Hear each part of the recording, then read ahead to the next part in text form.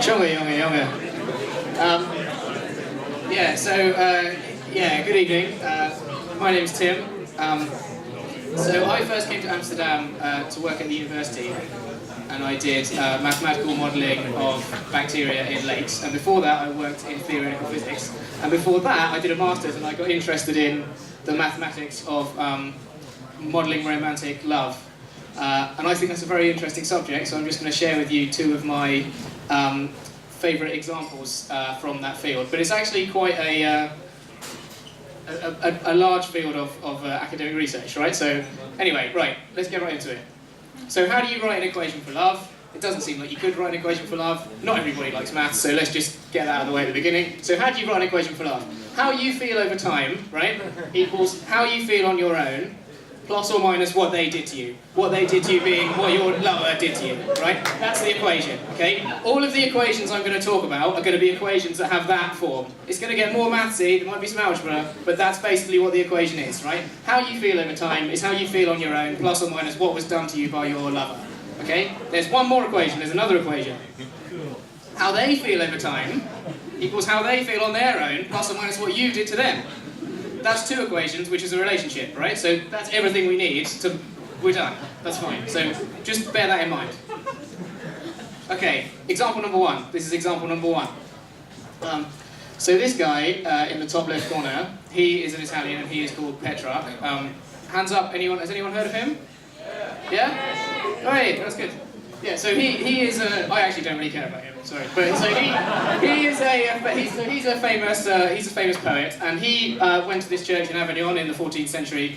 He saw this woman called Laura, and he immediately fell in love, and he pursued her for the next 20 years of her life. I think she died first, unfortunately, but he never managed to. Why did you laugh? You shouldn't have laughed at that. What? Anyway, the point is, he never managed to achieve hooking up with her. It's a very sad story, but what he did manage to achieve doing is he wrote 366 poems for her. So that's a lot of poems. He really liked her. He was really in the friend zone. But apparently these poems are incredible, right? The poems are really good, and only 23 of these poems have a known secure date. So people care about, you know, how do we date? How do we work out the order that he wrote these poems in? Because they're very important poems. You all know about Petrarch anyway, so you already know, right? So they're very important poems. So we want a mathematical model of how he felt about her, to try to understand what order he wrote his poems in, okay? Right. This graph shows how he feels over that 20-year period. 1 is he's very happy, -1 is he's very sad, okay?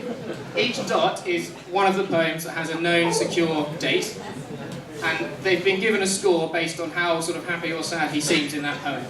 So some of them he's very happy, some of them he's very sad.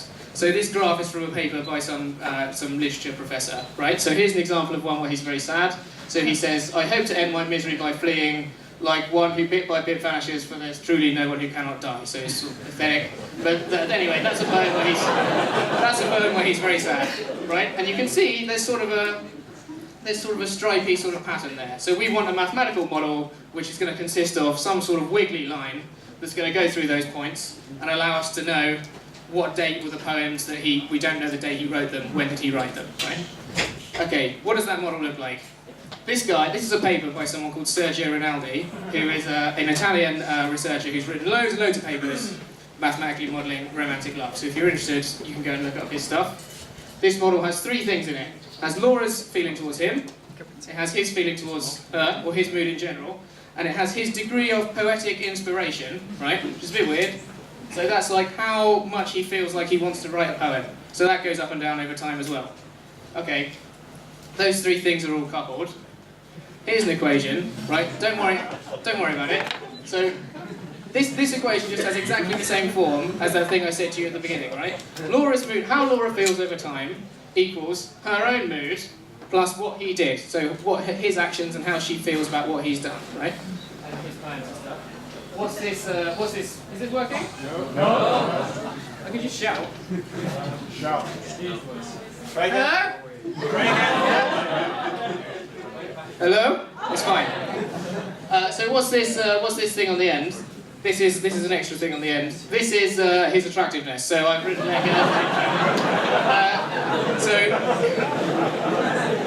So in the model they set that parameter to be very low because he's considered to be very ugly. So you can make your own mind up on this picture. I couldn't possibly comment. But her attractiveness is set to be very high. She was considered very beautiful. So that's unfortunate. So these equations then describe how they respond to each other in the romance, right? So how does he respond to her? So he loves to be loved and hates to be hated, right? He likes it if she likes him, and he hates it if she hates him. So it's just a straight line. Her response to him is a sort of horrible mess. That thing at the bottom. So basically, because she doesn't love him, she feels sorry for him when he gets too sad. What was that? Hello? Yeah. She feels sorry for him when he gets too sad, and then when he gets sort of too excited, she gets creeped out, right? So they end up with a sort of cyclical, sort of up and down dynamic.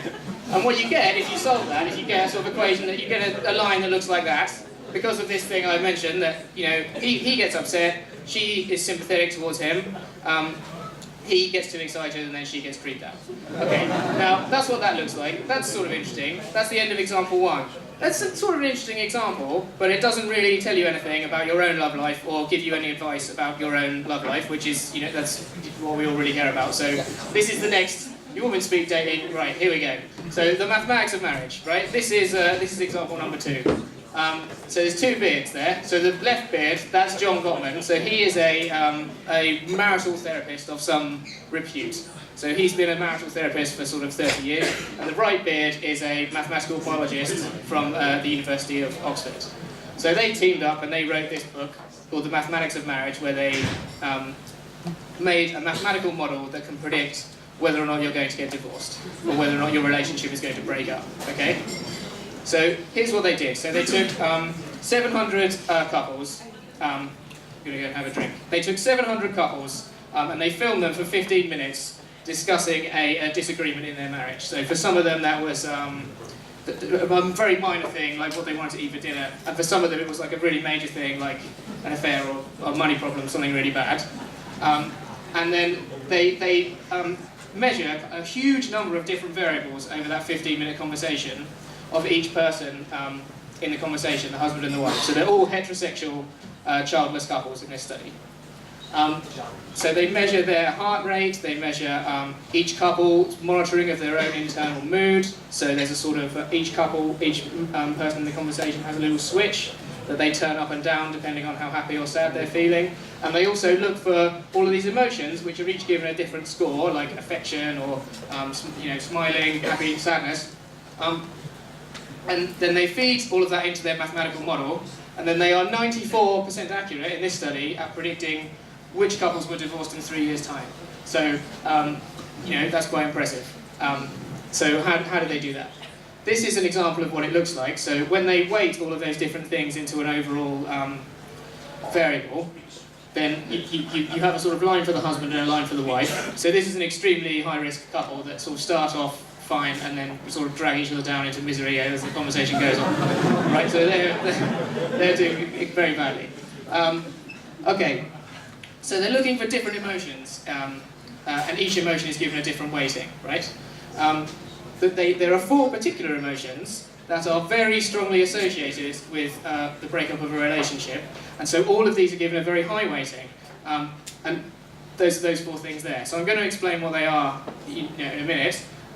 But just as a quick aside, interestingly, anger and sadness are not very strong predictors of the breakup of a relationship. They are considered to be negative, but not that bad. It's okay.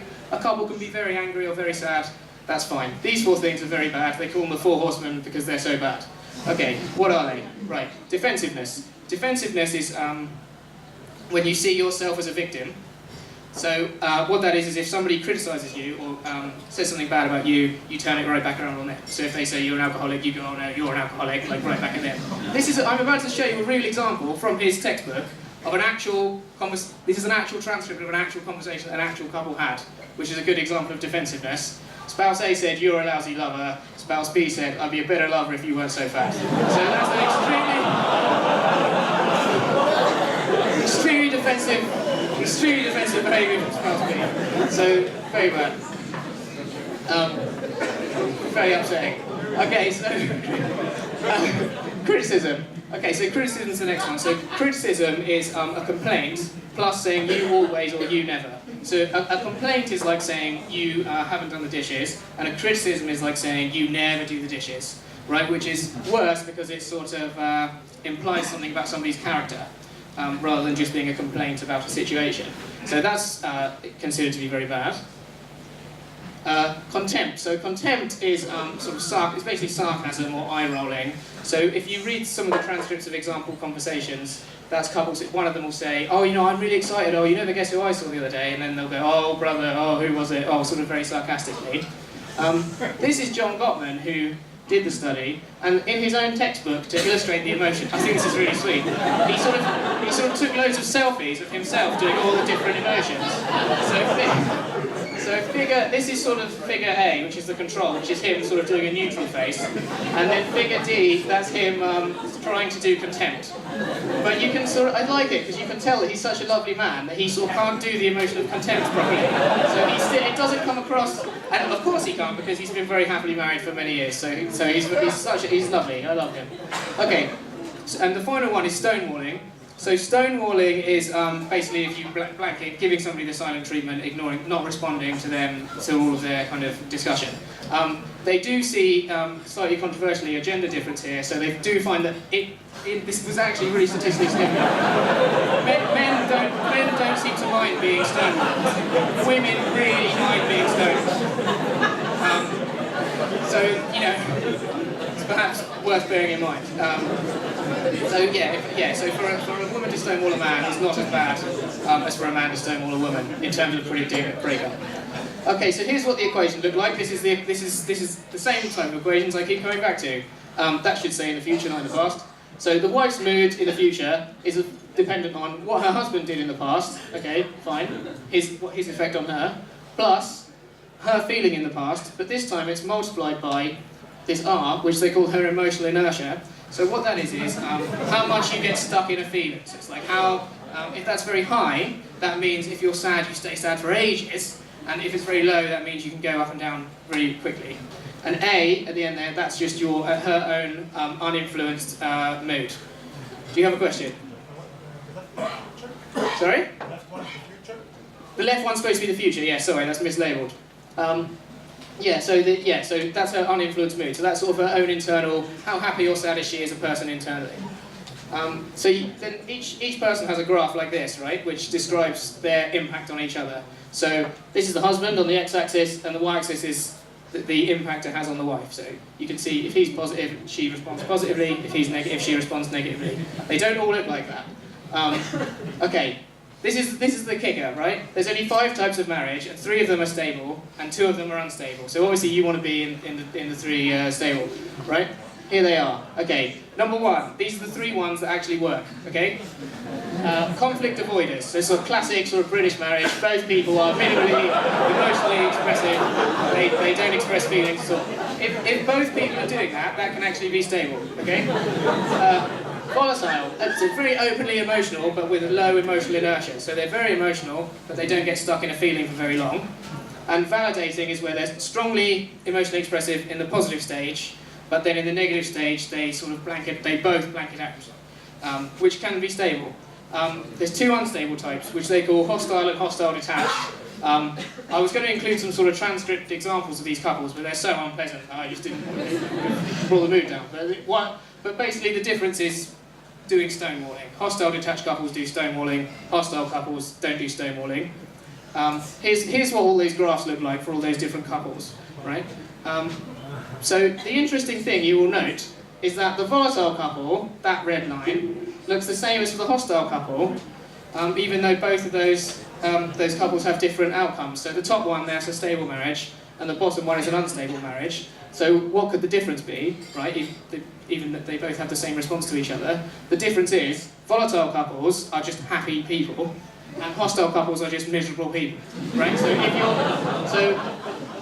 one of the things is how you respond to each other, and one of the other key things is just, are you a happy or a sad person internally? If you're always a happy person, then that fact that that line is negative in the negative bit doesn't matter, because you'll never get there, because you'll always be happy.